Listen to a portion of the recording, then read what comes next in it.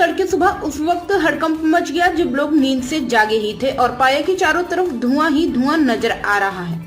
दरअसल कानपुर के रायपुरबा थाना के अंतर्गत अफीम कोठी स्थित संघ कार्यालय RSS के सामने राखी मंडी बस्ती में रोप से बनी कबाड़ की दुकान में आग लग गई। देखते ही देखते आग ने विकराल रूप धारण कर लिया।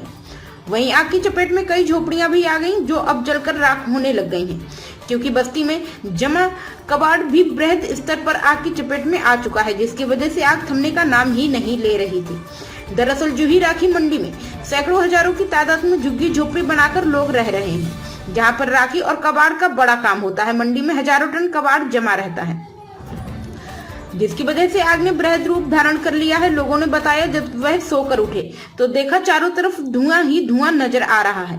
किसी तरह लोग अपनी गृहस्थी का सामान हाथों में लेकर भागे और आग बुझाने का प्रयास करने लगे। चीख पुकार मचते ही दमकल को सूचना दी गई। मौके पर पहुंची दमकल की करीब 2 दर्जन गाड़ियां आग बुझाने के प्रयास में जुटी हैं। आग लगने का कारण क्या रहा है, इस बात की जानकारी अभी नहीं मिल पा रही है, लेकिन अभी तक दर्जनों झोपड़ियां जलकर खाक हो चुकी हैं।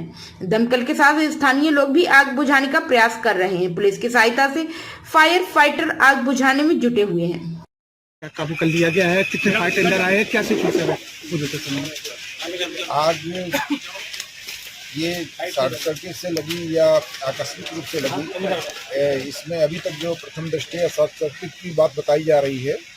और हमारे 10 फायर टेंडर इसमें तत्काल मौके पर पहुंचे।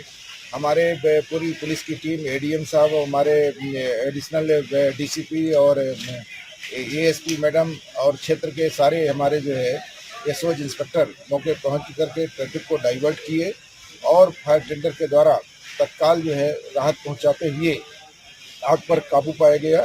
ये तमाम तरह का कबाड़ था, जिसमें कई लोगों का कबाड़ बताया जा रहा है और अब आग पर पूर्णतः काबू पा लिया गया। सर, अभी तक कोई जनहानि या किसी प्रकार कोई इंजर्ड हुआ है?